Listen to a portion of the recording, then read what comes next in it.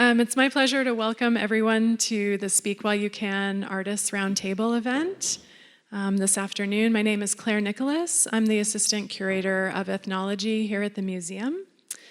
This is the final event in our public programming series that we've organized to accompany the Speak While You Can exhibit. By the way, I just want to remind everyone that that exhibit closes on December 1st, so there's still more time to visit and bring friends and family. I want to just first start by thanking the museum administration, the staff of the museum, and Dr. Raina Heaton, who's our curator of Native American languages, for championing the exhibit. I also want to express our sincere gratitude to Tony Tiger, who guest curated the exhibit, so thank you. Speak While You Can features the work of over 30 Native American artists with roots in Oklahoma.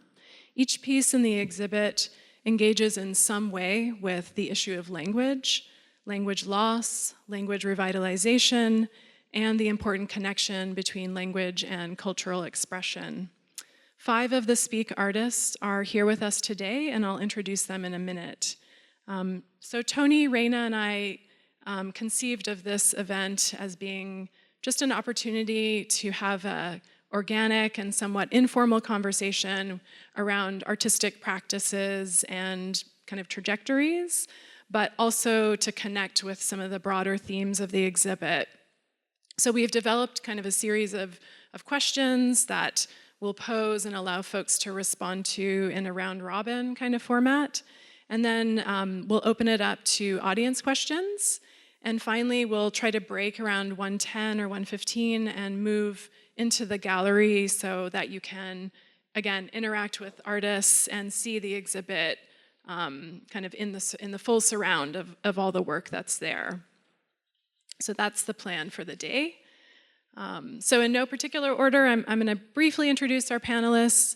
And I will not spend too much time because we're going to be hearing from them, about their background in a minute. So first, big welcome to Tony Tiger. Tony is an award-winning artist, an independent Indigenous art curator, and art educator. He's an enrolled member of the Sac and Fox Nation of Oklahoma with Muskogee Creek and Seminole lineage. Tony holds an MFA from the University of Oklahoma and a BFA from OSU. After graduate school, Tony became the director of art and assistant professor of art at Bacone College in Muskogee, Oklahoma. Speak While You Can is Tony's current curation endeavor, but he has many plans for future exhibits, and he may discuss some of those later. Tony's work is held in national and international collections, and recently his work has been touring in a 3-person exhibition with Bobby C. Martin and Aaron Shaw, titled Altars of Reconciliation, which focuses on Indigenous Christianity. Roy Boney Jr., who's from the Cherokee Nation, is also an award-winning fine artist, but also a filmmaker and illustrator and writer from Tahlequah, Oklahoma. He has a BFA in graphic design from OSU and a Master of Art in Studio Art from the University of Arkansas, Little Rock. He's also a master artist with the 5 Civilized Tribes Museum. Roy's work combines Cherokee language and culture with influences from pop culture. He served as Cherokee Nation Language Department Program Manager for over a decade before transitioning to Cherokee Film as a Cherokee language film and media producer. Roy's work has been widely exhibited and published by numerous outlets, including the London-based Guardian newspaper and Marvel Comics. Leslie Deer is a member of the Muskogee Nation of Oklahoma. She's a textile artist and apparel designer who uses intricate applique, bright color combinations, curvilinear lines, and traditional iconography to create modern art inspired by Muskogee culture. Like traditional songs or stories, Leslie hopes her creations will help carry her culture and history forward. Her apparel has been worn at the White House, the Kennedy Center, and the Library of Congress, and her work is held in both public and private collections, ranging from the Smithsonian National Museum of the American Indian to world-renowned artists, authors, and activists. Michael Elizondo Jr. is a native Oklahoman and member of the Cheyenne and Arapaho tribes. He received his BFA from Oklahoma Baptist University and MFA at the University of Oklahoma. Michael has participated in numerous solo and group exhibits, both regionally and nationally. He's received numerous awards for his work. He recently served as the Bacone College Director of Art and Executive Director of Language and Culture for the Cheyenne and Arapaho tribes. Lastly, Katie Thompson is a member of the Sac and Fox Nation. She's also a descendant of the Pawnee, Iowa, Oto, and Kiowa tribes. Katie grew up in Cushing, Oklahoma, and currently lives in Sapulpa. She's the acting director for the Sauk Language Department, where she works to revitalize the Sauk language. Katie began working with fluent speakers when she was 18 years old, and she's worked for the language department there as an instructor for 6 years, and currently is in her 7th year as director. Her work in the exhibit also features her skill and passion for finger weaving. Katie learned finger weaving from Jennifer Onzawa in 2018, to whom she's very grateful, and she's been weaving ever since. So she hopes to teach others how to weave as well. So welcome everyone, and we're looking forward to the conversation. So I think we wanted to just start by giving everyone an opportunity to take a few minutes to briefly talk about your kind of artistic work. You know, what mediums do you work in? What are some of the themes that you work with? And also a little bit about your background and your trajectory, personal or artistic or both. So, Tony, do you want to start us off? Yes, I will. It's good to see everyone this afternoon. It is afternoon, isn't it? So good to see you. First day of some cool weather. I enjoy it. My wife hates it. But it's good to see everyone and to have these fellow artists here with me today and to really to be able to do what I get to do as an artist. So I am a full-time artist. I am a full-time curator of art and art educator, and I do a little bit of everything.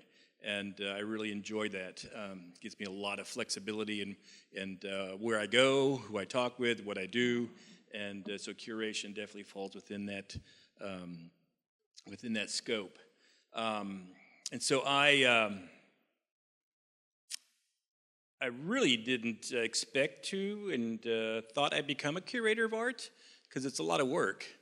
If you work in an institution, it's kind of easy because you kind of pull from your own things and you curate, and so it's not as difficult. But whenever you do something like this as an independent curator, you kind of have to do everything. But I've learned how to work with people who want to work with me, like Mr. Boney over here, and who wrote our exhibition statement for us. So thank you, Roy. And then Mr. Elizondo here. And so that's really the beauty of curation, is that I have the opportunity to speak with a lot of artists. And that's probably the best thing that I get to do as an artist who travels and exhibits sometimes at markets. Selling art is great, but really my favorite thing is to go talk to artists and see what they're doing, see what's going on in their community. And that's really how the idea for this exhibition came about, was the conversations I was having. So I've known Roy for about, 15 years now, thinking about how long I knew Roy, and it's been about 15 years now, Roy. And Katie, I've known Katie for a good while. She's a tribal member, but I didn't know she was a finger weaver until a couple of years ago. And then Leslie, I've known Leslie for probably the longest. We were pretty young when we first knew each other, and then when she was dancing quite a bit, and then Michael Elizondo. Interesting story there. I met Michael while he was a student at OBU, and someone called me up and said, "Hey, we have this student over here, and we're not sure what we need to how we can help him," and so I was able to help him exhibit his BFA thesis or his BA thesis. At the Potawatomi Cultural Center there in Shawnee. But, and so right now I work, I'm a painter primarily, but also printmaking is an important part of what I do, and love incorporating photographs into my work. I have a piece in the show that has photographs of my ancestors. Conceptual work is important to me. And so I have two pieces in the show that are kind of somewhat conceptual. There's a metamorphic portrait or piece that deals with the process of metamorphosis and the changing of things in our environment. And I think the Almighty leaves those things for us to understand that we too change, from children to young adults, middle-aged people where I am now, and then later on a senior adult. And so all those things are part of our life as we change, and hopefully we grow in our knowledge and understanding so that we can be a benefit to others. And then also I'm getting involved in more 3D conceptual work, and I have one of those as well. It incorporates light and structure and audio, and so I'm really excited about that series and how we move forward. And I'll pass the mic on down to Mr. Elizondo.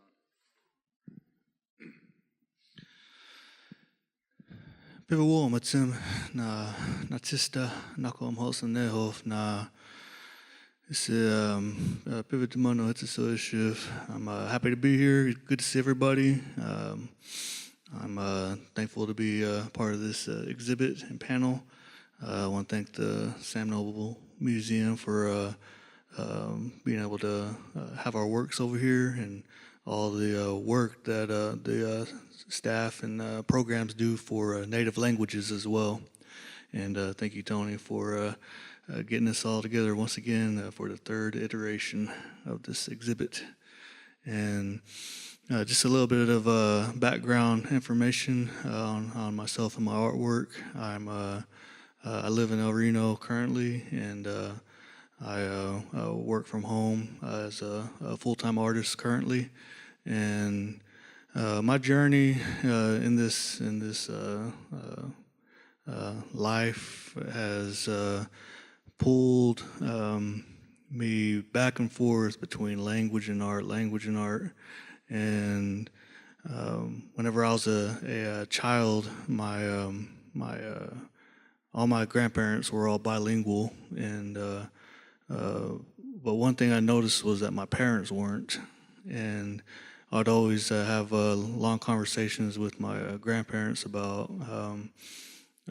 words and just wanting to know, how a whole nother language can have a whole nother speaking of describing something that I couldn't understand. And so my interest with language sparks very early, and but also on the other end, that I think my first language was probably the arts.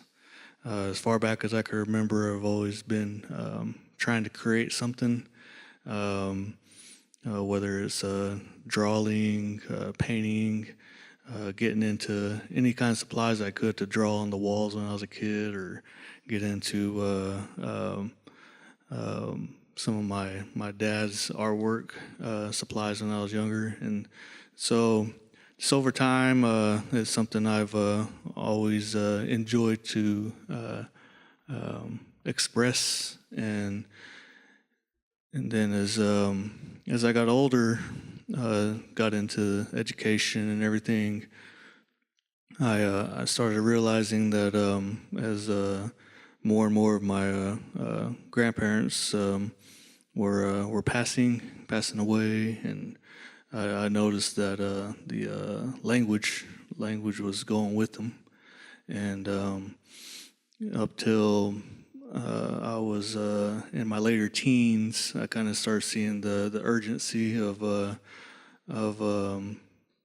was having to do something, as an individual. My grandmother on my mom's side was Cheyenne, and I would always hear her speak Cheyenne just to herself. And she said, I heard her say one time, I wish I had someone to speak with. She said, it's kind of hard to continue my own fluency whenever I don't get to speak with someone every day. And so I told her, I said, speak with me. And I said, I'll pick it up. I'll pick up as much as I can, and I'll talk with you. And so that's kind of my earlier steps forward into what I did my best to as an individual to pick up my own language.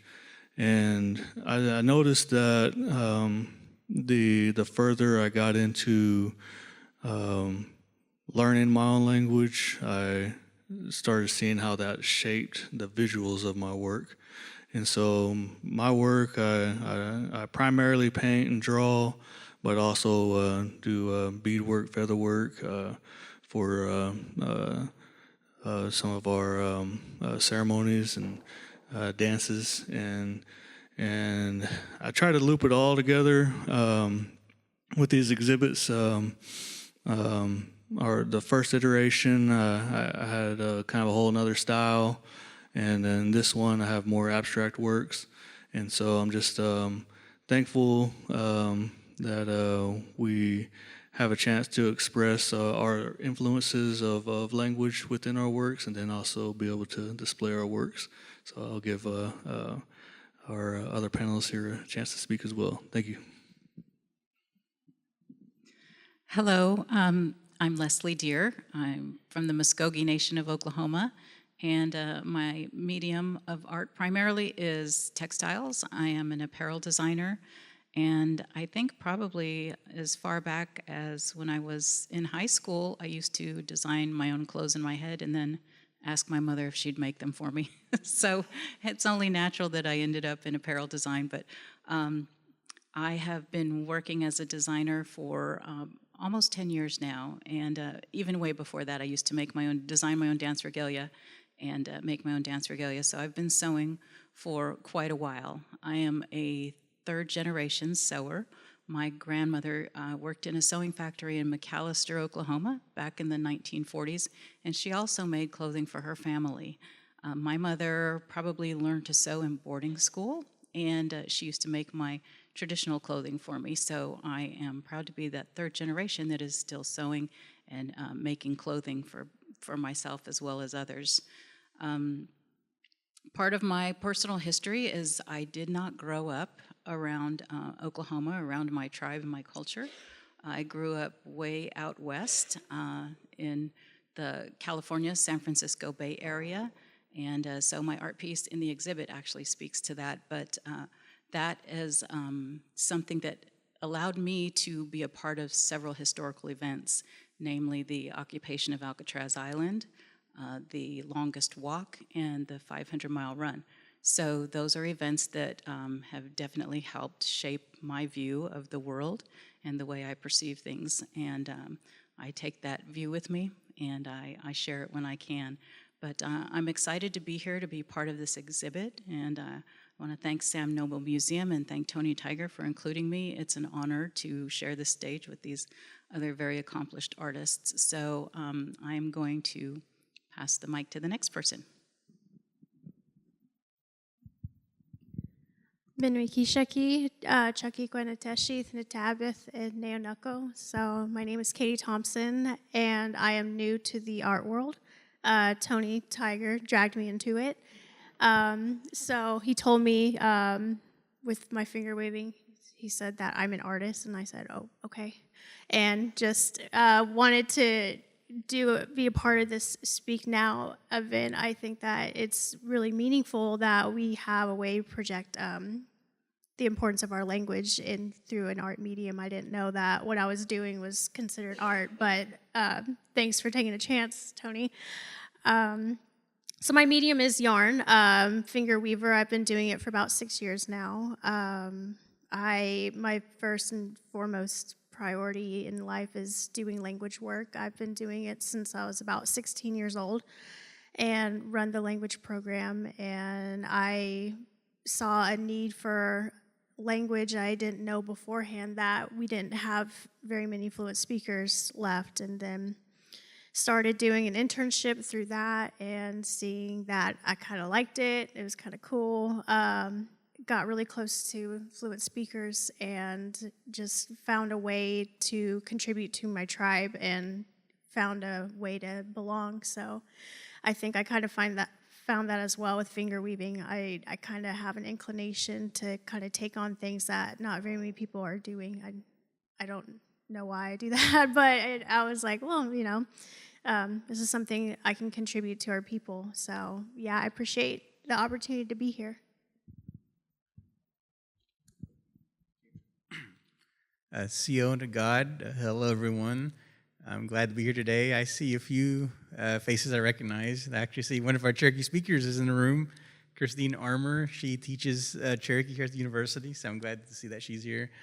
Kanig Kolaha Dagodoa, that's my Cherokee name. The kanig is like a little berry that grows, you know, in the creeks and things.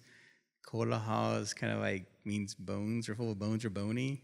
So I'm not very bony anymore, but you know, well, yeah, I've known, like Tony said, I've known him for quite a number of years now, and we've been in a lot of shows together. And one of the threads for a lot of these exhibits has always been language. So for me, that's an important part of what I do. I grew up in a family of Cherokee speakers, and my generation is the first generation that break occurred where we didn't grow up speaking Cherokee. So like my parents' generation, you know, a lot of them are fluent speakers. Cherokee is their first language. So my generation, we're trying to pick it back up and learn it and become second language learners of Cherokee. So I didn't realize how important that was until I got a bit older. Yeah, growing up around that, you have all these people speaking Cherokee around you, and you just take it for granted. And then as you go, people start passing. You start hearing less and less and less. And so when I grew up in Locust Grove, Oklahoma, and I'd never really been anywhere at that time, just kind of lived in this little small town with a lot of Cherokee people. And I went to college. I went to Oklahoma State, so I have to apologize for that here, I guess, in this space. But when I got to college, I started realizing how unique that was, of not having that language around me, these people around me that were immersed in the culture and all these just behaviors. It was different. So it was a culture shock. And at that point, you know, I wasn't going to go to college, but I had a teacher in high school that encouraged me to apply because I was interested in art. So he said, you should do graphic arts because that's the way to maybe make some money, make a living at it. So I started studying that. I really got into typography, and that was a really good connection in terms of Cherokee language because we have a writing system that Sequoia developed, the Cherokee syllabary, which is very unique in its design. So I started learning that visual language of typography and how that relates to Cherokee writing systems, and that kind of led me down this path of following and studying the Cherokee writing system itself and how there's variations in cursive and handwriting and print and what that means.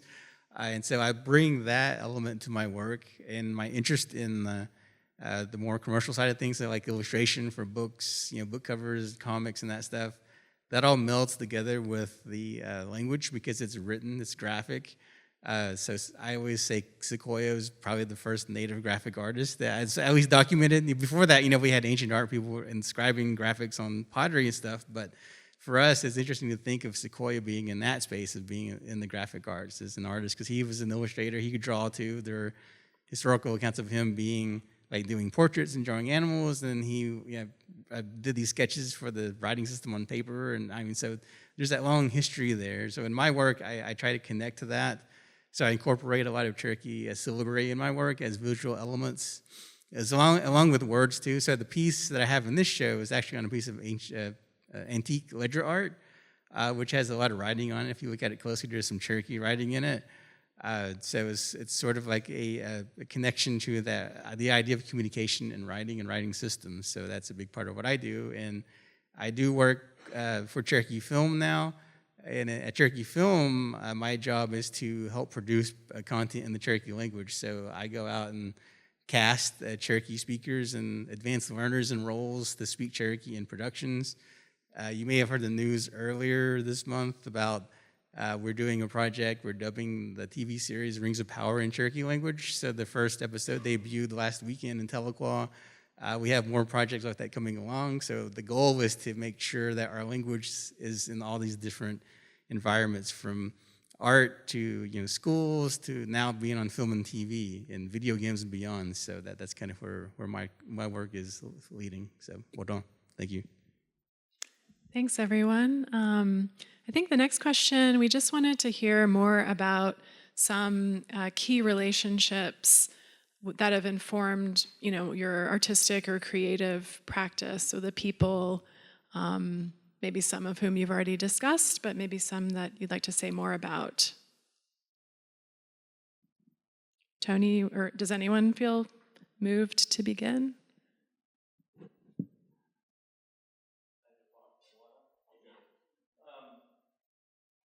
So individuals who influenced my creative process.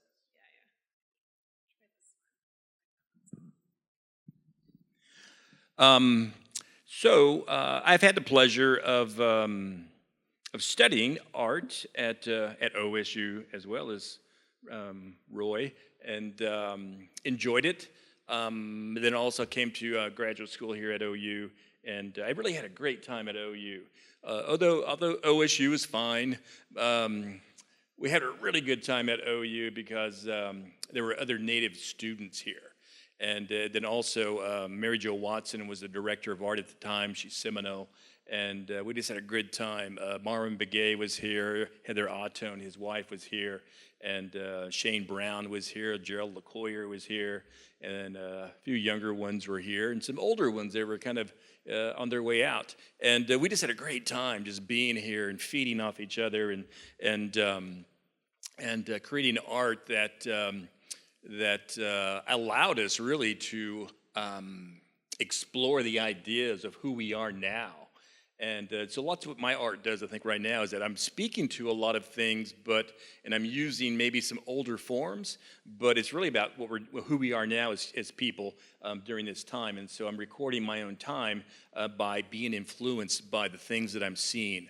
And so I'm doing some research up the Mississippi River and in Chicago and other places in Florida, and looking at the culture of my people in the past, from archives and items and objects and even place. I love going to a new area, and I usually go down to the water and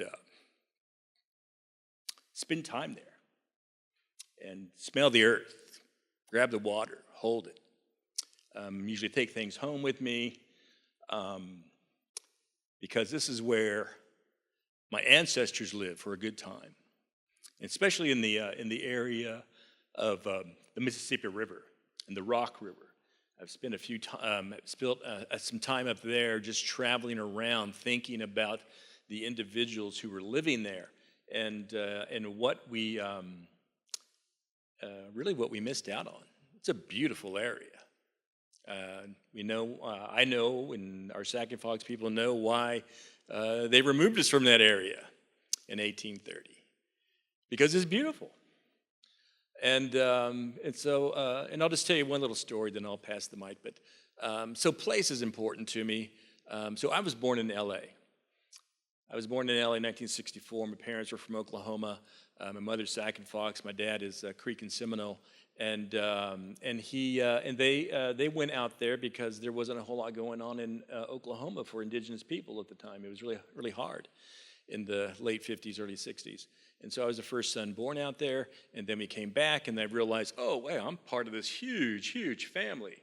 And not only that, I'm multiple tribes. And so my indigenous education came about when we moved back from LA in 1970, and then we were here for a time, and then my dad took us to the Standing Rock Reservation, where he was a pastor at a local church. And so my knowledge of different places is very varied and interesting at the same time. So the influence of place and people really are very important to me right now in what I'm creating, and so I just will continue to kind of feed on that, and then I also work in a lot of different mediums. I'm a printmaker. I paint. I build structures. I erect structures. I want to incorporate text, audio, whatever I can to get across my idea and concept. So I'm really having a good time at doing this, and so thank you for coming out.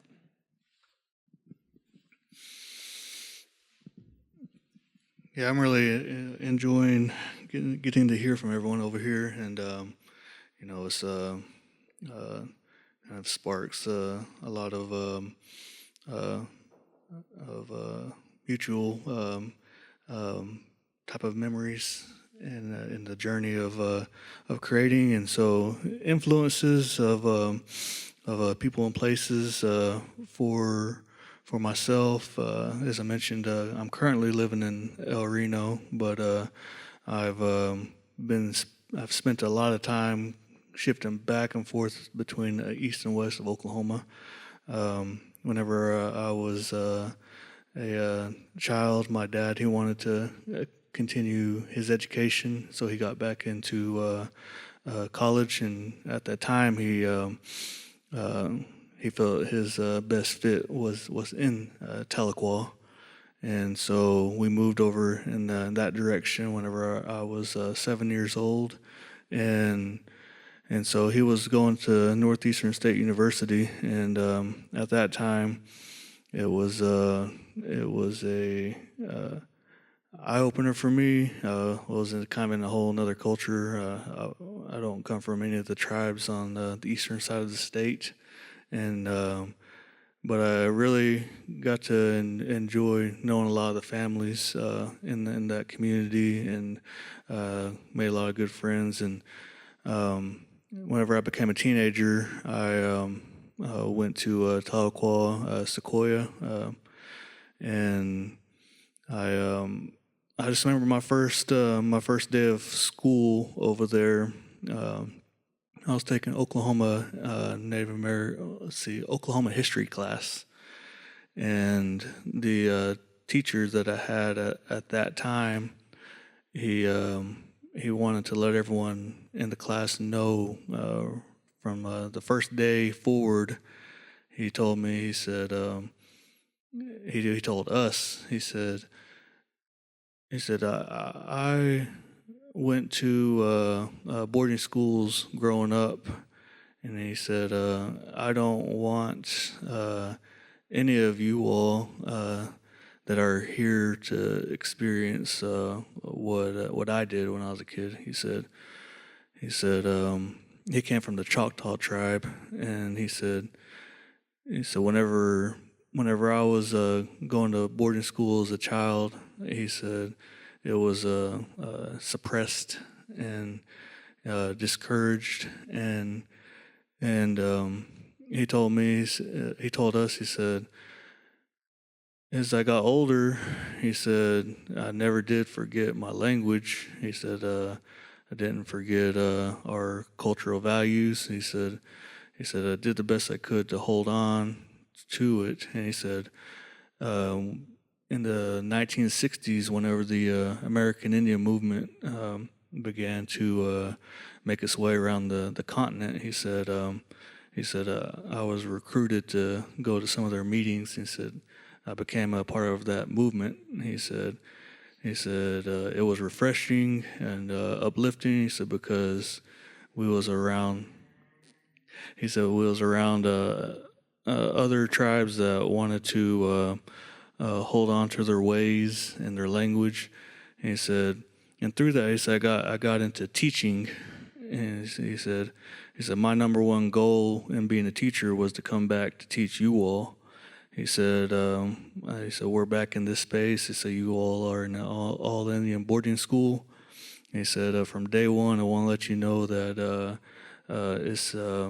it's okay to be who you are. He said I encourage you to learn your languages. He said learn your ways, learn your culture. He said and maintain yourself with whatever education you get over here whenever you have to get into the workforce. And maybe in some kind of way you can combine them. And so that was encouraging for me as a 14-year-old. And as I got into the arts, into the higher education, that voice always kind of echoed through my thought processes. And then also my grandmother, which I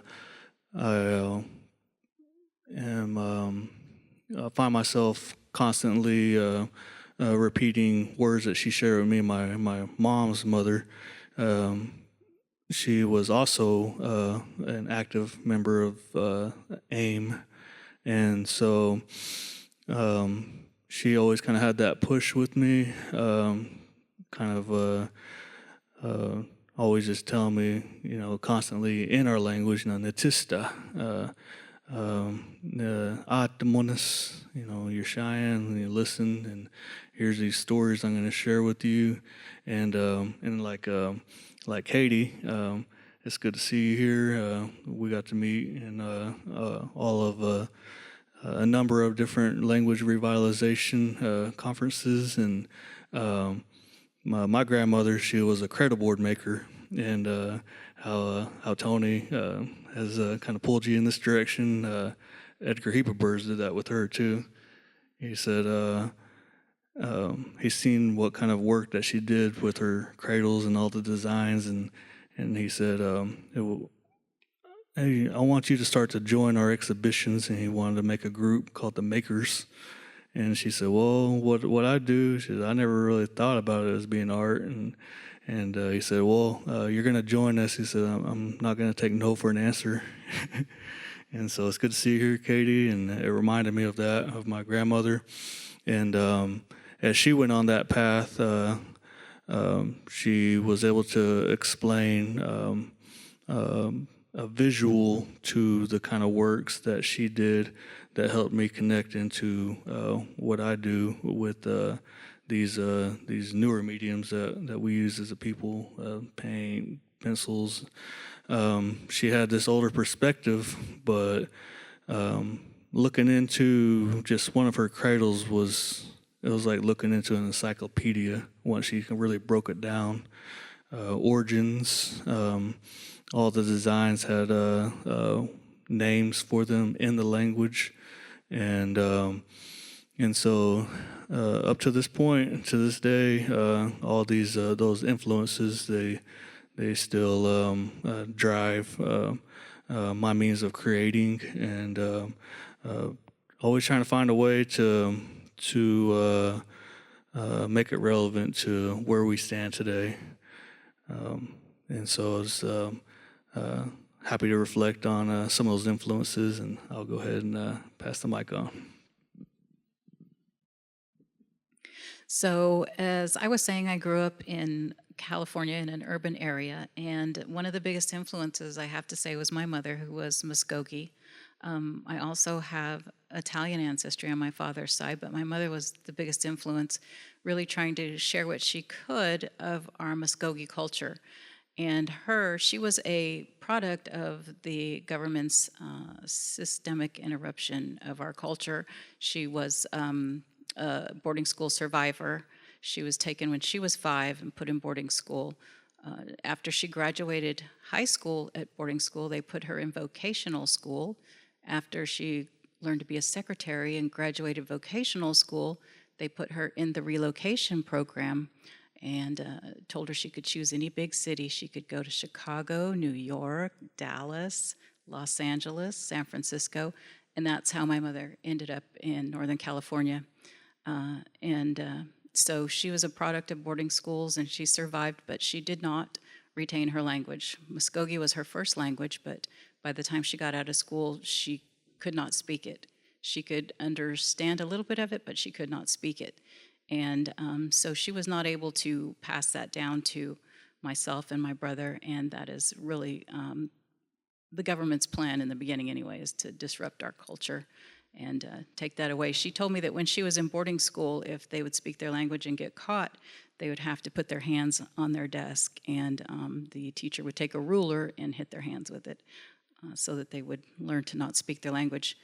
But so I grew up in the Bay Area, and even though my mom was kind of removed from her culture, she still tried to share whatever she knew, whatever she could remember, whatever she could learn on her own about our culture. And at that time, in the 60s and 70s, out in California, there were several different tribes that had people in the Bay Area that had chose to move there on the relocation program. And so it really was like an intertribal community there. And so I grew up going to powwows and dancing at powwows, but I didn't really learn about our culture until I was about 18, and my family relocated back to Oklahoma.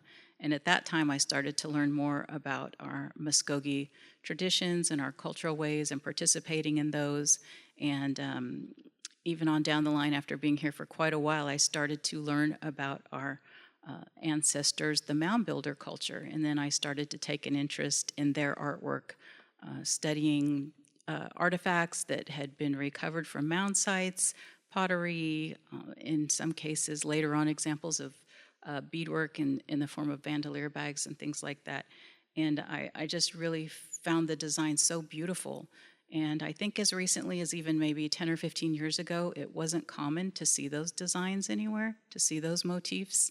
A lot of people are familiar with plain style artwork, beadwork, apparel, clothing, and Southwest, same thing, their woven rugs, their pottery, all those sorts of things, but no one was familiar with our Southeast artwork, and I just thought it was so beautiful. I was just obsessed with it for a while, and that is what has really kind of come forward in my artwork, is using those ancestral motifs, and it really makes me so happy today to see so many Southeast artists bringing these designs back, because if you look at them, these designs actually are a language in themselves, a form of communication. They convey a lot of information if you know what you're looking at, and when they're used in different ways, they can convey different messages. So I feel like those motifs themselves are a language form and a way to communicate, and I just really enjoy learning more about them. I'm always trying to learn more and try to use them in my artwork in a respectful and mindful way, trying to be a good steward of our ancestral designs. But I think my mother, trying to connect us to our culture, even though she didn't have a lot, she would share the language that she knew with us. She would try to bring us around other tribes and other indigenous community events just to keep us connected and share what she could. She made my tribal regalia just based off of old photographs that she could find, trying to make my Muskogee dresses, and just to keep us connected as best she could, and then get us connected with other people when we move back to Oklahoma to learn more about our culture is really the biggest influence in my life. And I try to honor that by, again, using those designs and honoring my relatives and my ancestors.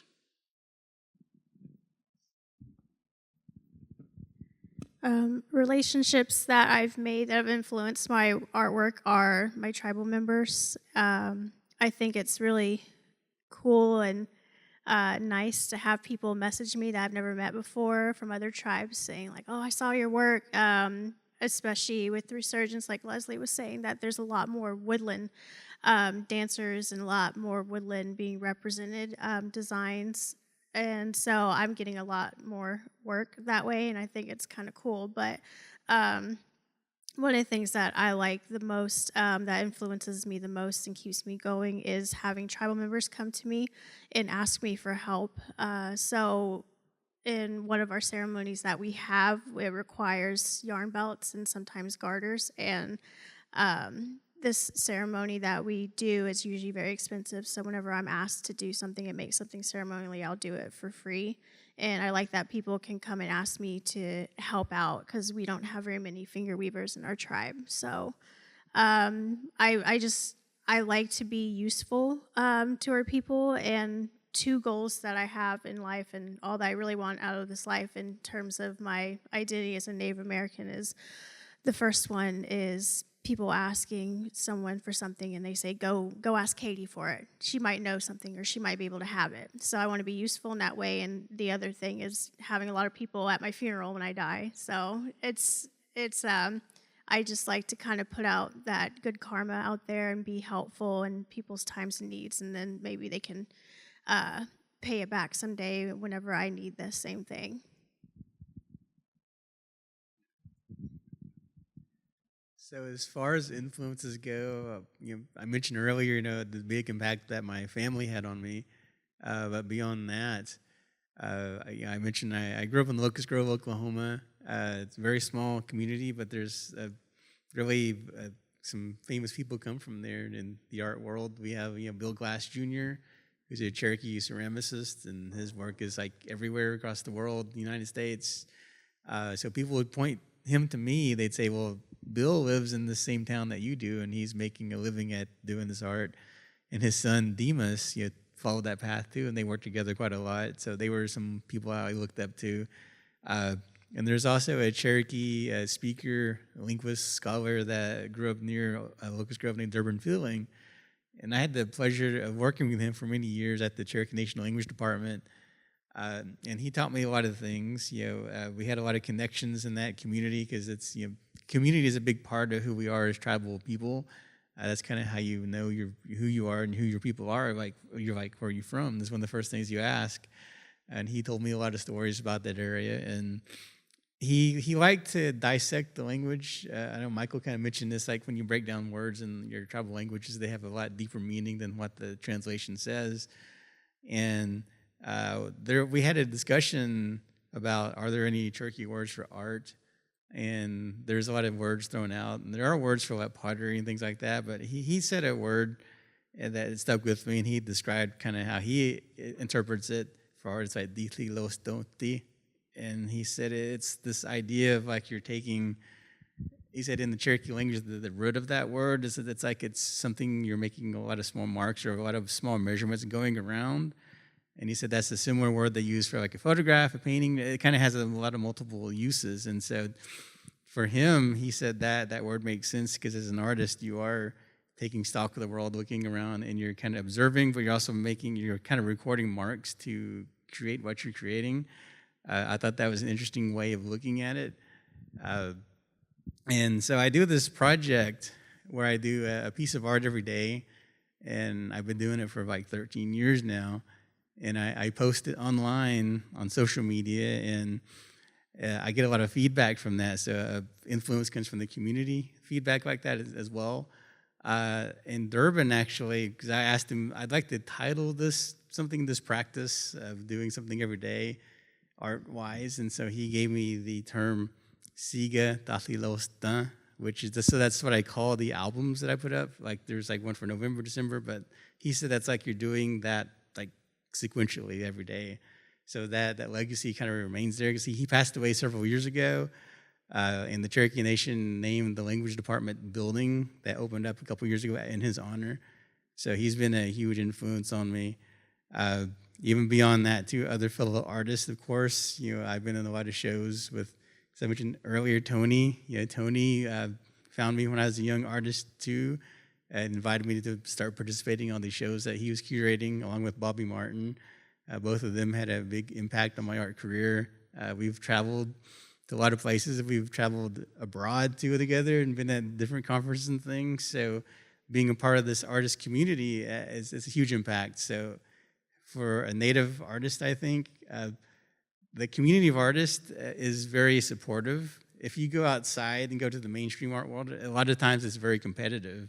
There's competitiveness too within the Native community, but it's different. Like it's more supportive, and you're competing and you're trying to get better at what you're doing versus trying to overthrow someone, so to speak.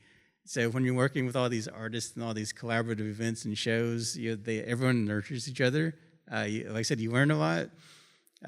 So one of the other artists I like to point out is Troy Jackson. I think he has a piece in the show too. He's a Cherokee artist. He's a ceramicist too, and does amazing work. And we see each other everywhere all the time. And he's been a big influence and impact. And then the other influence, my wife and I were talking about this the other day. One of my cousins, his name's Talbert. We call him Butch. He's older than me, but he was like a big brother in a sense. And, he was getting me into things like, horror films and heavy metal music and stuff like that. But a lot of that kind of imagery and influences comes to my work too, because I work in comics and things like that. So I was like, well, he's a big influence on me too. Yeah, his impact has come into my work. So I guess at the core, the biggest influence is family and community. Great, thanks. I think we want to move to maybe taking some questions from the audience. I have another question in my back pocket, but we'll open it up to what you all would like to ask. So I have a mic. There's actually maybe two mics. Ella, do you mind helping kind of run mics around? But Yeah, does anyone want to start off the questions? You can direct it at everyone or a single or, however you want to do it. Just raise your hand and we'll come to you. Yes, okay. You got it? Okay.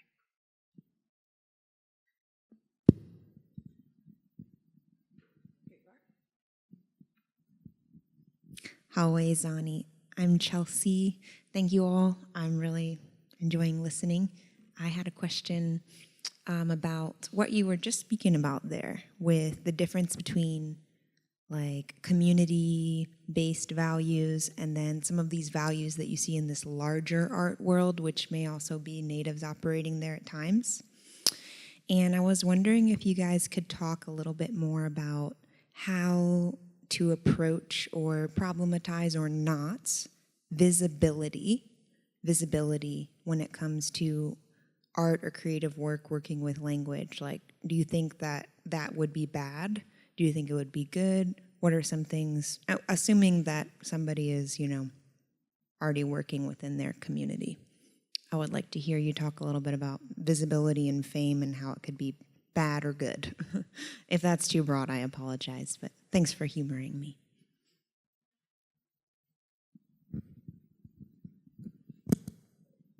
So it's a good question. Primarily, I think in a lot of tribal communities, fame and putting oneself out there above somebody else is kind of taboo, and so it's kind of a delicate issue. But we do live in a different time now, and so and our communities are spread out a great deal now, and so we're not just one village. For the Sac and Fox people, we're split up between the Cushing community, the Stroud community, the Shawnee community, and then those who live outside the community. And so we're really spread out. And so social media is helpful to kind of stay connected to our communities. And so I'm really kind of grateful for that, so that we can stay in touch with each other and our families. And so that's kind of a question, but it's kind of delicate. So you kind of want to be careful about what you put out, because you can get into all kinds of squabbles online if you're not careful. But then also getting art out there to be to the greater community, I think is important for us. So my colleague Bobby Martin, who's also in the show, he and I curated on a couple of exhibitions over the years, and so we put one together titled Return from Exile.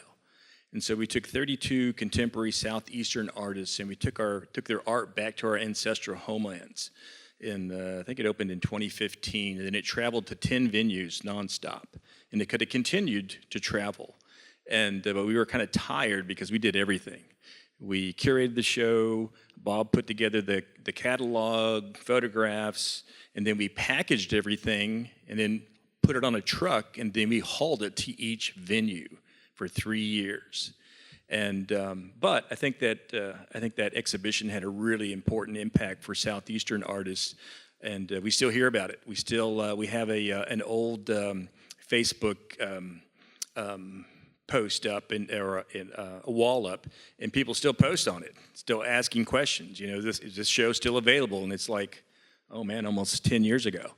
And so I think that's important that we have the opportunity to do that, to be represented in our ancestral homelands, as well as being represented in our own communities, because it helps.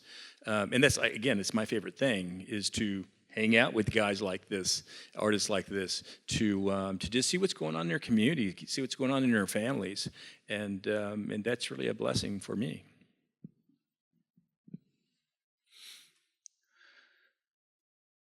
Yeah, where I find myself within a community, and then outside of the larger society that we also live in, I always feel that some of my work, it changes from whatever I create within my community, especially if I'm asked to do a mural or something within my own tribal grounds or jurisdictions. Um, there's some visuals in there that I really couldn't see myself motivated to do for the larger society. And then as far as language goes, I always feel like there's kind of like surface level speaking that that I really kind of keep on.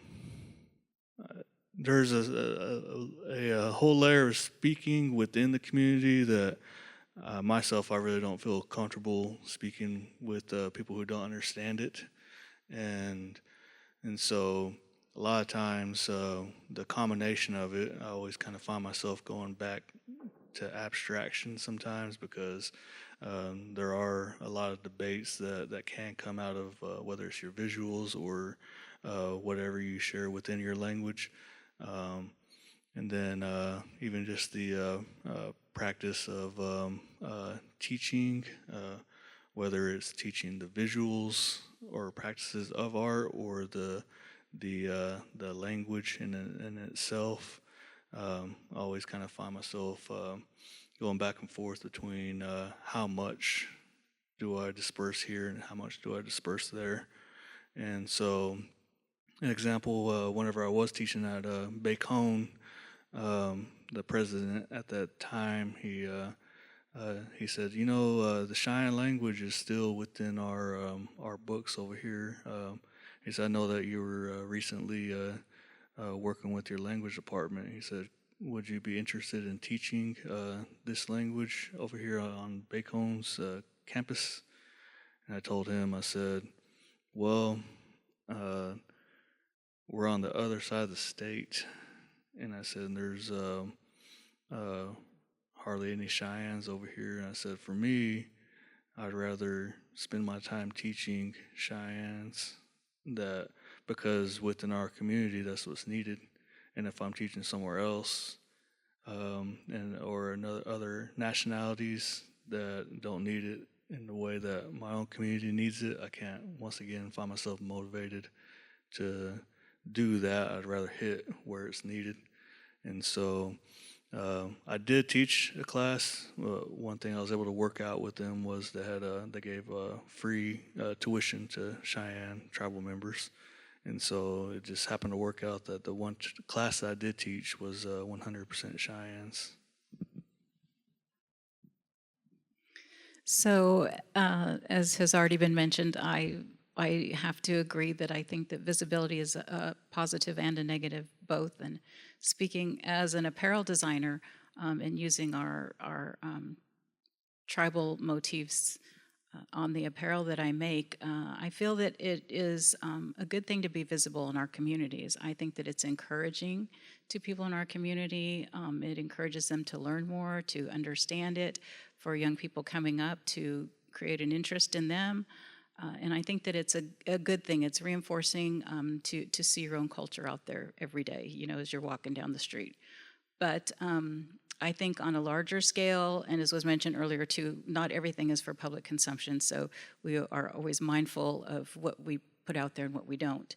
But I think on a larger scale, it's nice to have a little bit of visibility. I think, because I'm selling apparel and I have a product to sell, I do need some visibility.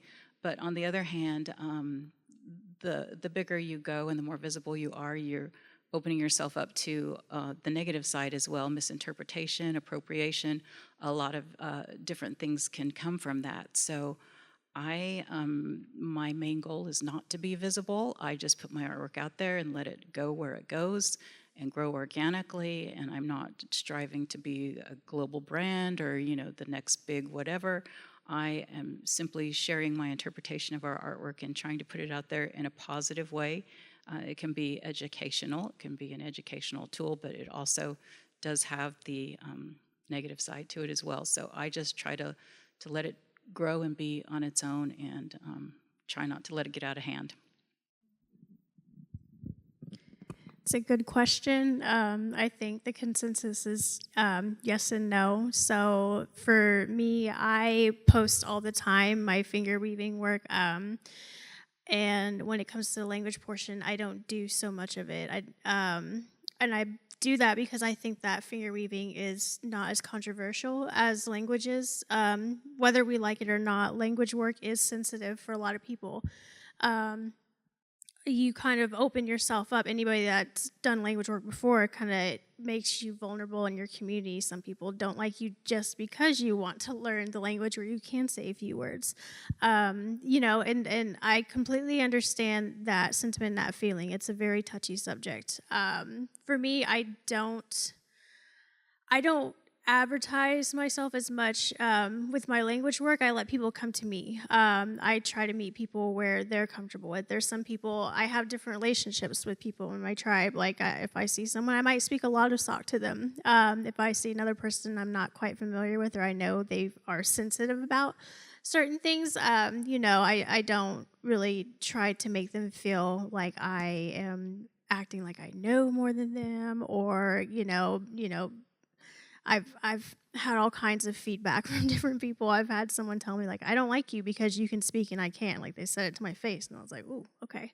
So maybe it's my personal opinion on it, and that's just how I go about it. But in terms of finger weaving, I post it everywhere. But language work, I just case-by-case basis.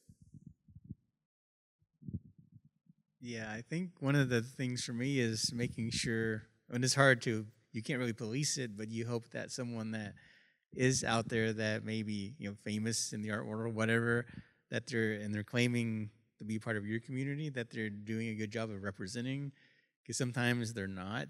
And I don't want to name names, but I have one specific example of an artist his name is Jimmy Durham, and he was a really big time artist in the mainstream art world.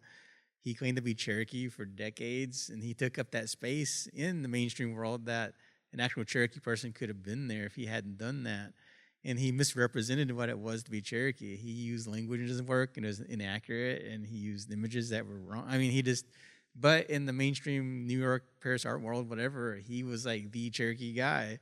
And it was only in recent years that people started pushing back on that. You may all know America Meredith, who is a Cherokee Nation citizen, artist, and scholar, and she kind of helped lead some of that charge of writing, about this topic and doing it in a smart, intelligent way, and getting these institutions to recognize that this person was not Cherokee and he shouldn't be in this space. So that took a lot of, and there was a lot of blowback from that too, from these mainstream institutions saying, well, hey, he's the guy that we know, so why are you attacking him, kind of thing. So when you have someone like that, you definitely want to try to get your voice into it and say, we have some real talented Cherokee artists out here already. They need to be part of this, and maybe he could step aside, or your institution could push him aside because he's had his time. Let someone else come in. And so when you have that situation, when you see someone like Jeffrey Gibson, who is Mississippi Band Choctaw, and he's Cherokee, being in the Venice Biennial, was it the Biennale? Seeing his work there representing not only tribes, but the United States on an international level is pretty amazing to have him there, who's doing a pretty good job of representation. And he's been really great, especially in recent years, of coming back and helping to raise the profile of other artists as well. So having someone representing in a good way is good, and of course you don't want to have someone representing in a bad way either. Great. I think we have time for one or two more questions.